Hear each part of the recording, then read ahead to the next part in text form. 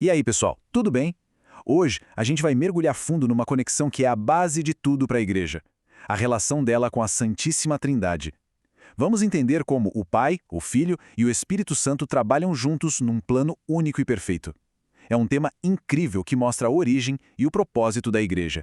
Para a gente começar a entender essa dinâmica toda, a fonte que a gente está analisando divide o assunto em três grandes pilares. A obra da Trindade, então, se manifesta principalmente nessas três áreas que estão aí na tela: redenção, comunhão e missão. A gente vai passar por cada uma delas. Então, o nosso roteiro de hoje é o seguinte. Primeiro, vamos ver o plano redentor que nasceu na eternidade.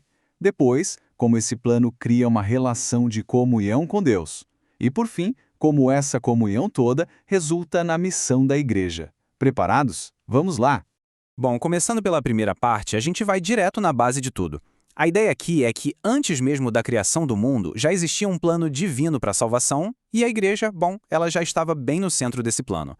Olha que legal isso aqui nesse slide. Ele mostra um plano que é perfeitamente coordenado, sabe? Temos o Pai, que elege, que escolhe, o Filho, que executa a redenção, o resgate, e o Espírito Santo, que santifica, que aplica essa salvação. Cada um com um papel claro, mas todos trabalhando em total harmonia. Então, começando pelo Pai. O ponto que a fonte traz é que a escolha da igreja não foi um plano B, não foi um acaso. Foi uma iniciativa de Deus lá na eternidade. E um detalhe super importante, é uma eleição coletiva, ou seja, a escolha de um povo para pertencer a Cristo. Isso, segundo a análise, se harmoniza com a nossa responsabilidade de crer. E essa citação aqui, olha, ela resume essa ideia de um jeito brilhante. Não é uma coisa ou outra, sabe? A soberania de Deus não elimina a nossa responsabilidade. Pelo contrário, as duas coisas caminham juntas, em harmonia. Agora, o papel do Filho. O ponto crucial aqui é que a igreja só existe por causa do que Cristo fez. Foi o sacrifício dele que selou uma nova aliança com a humanidade.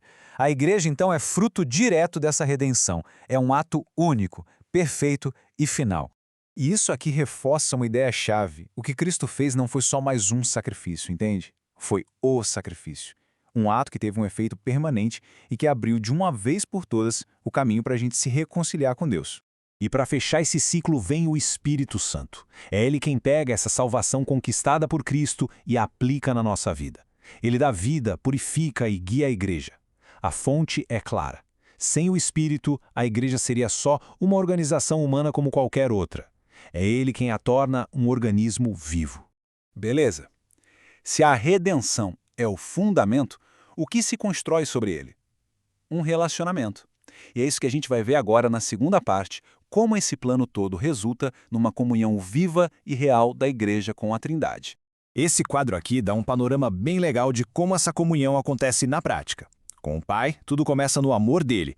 Com o Filho, a base é a mediação, a ponte que ele criou. E com o Espírito Santo, essa comunhão é cultivada através da unidade. E é isso. Tudo começa com o amor do Pai. A fonte deixa bem claro uma coisa fundamental. A iniciativa parte de Deus. É Ele quem, por nos amar, age primeiro para consertar a ponte que o pecado quebrou entre a gente.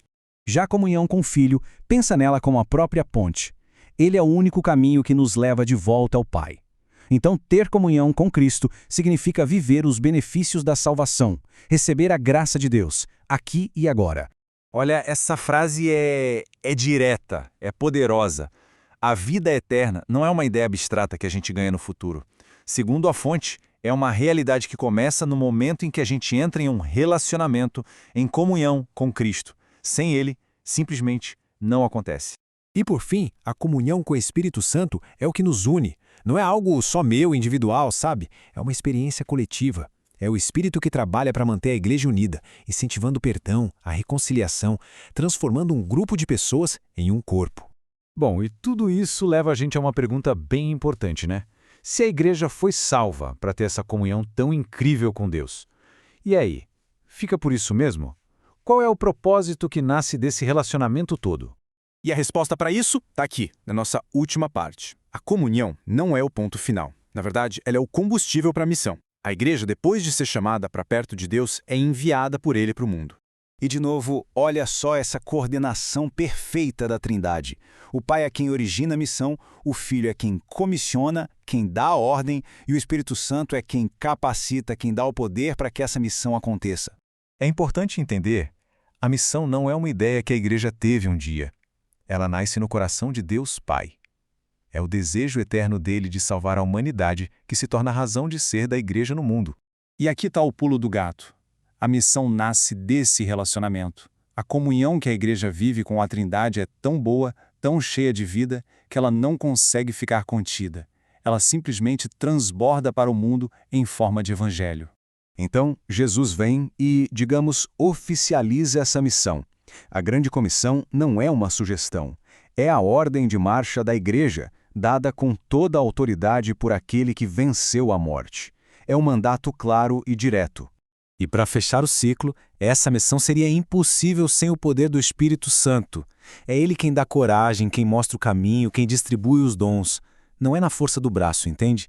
É uma obra totalmente dependente e capacitada por Deus. Então, para a gente amarrar tudo, o que a gente vê é uma sinfonia perfeita. O Pai planejou a igreja lá na eternidade. O Filho construiu a igreja com seu sacrifício na cruz. E o Espírito Santo dá vida e guia essa igreja na sua missão hoje. A origem, a vida e o propósito da igreja estão totalmente entrelaçados na obra da Trindade. E tudo isso nos deixa com uma pergunta final para a gente pensar. Olhando para a igreja hoje, no nosso dia a dia, como a gente consegue ver essa dinâmica acontecendo? Como a redenção que recebemos nos leva a uma comunhão mais profunda? E como essa comunhão transborda em missão na nossa vida? Valeu demais por acompanhar essa análise com a gente. Fica aí essa reflexão.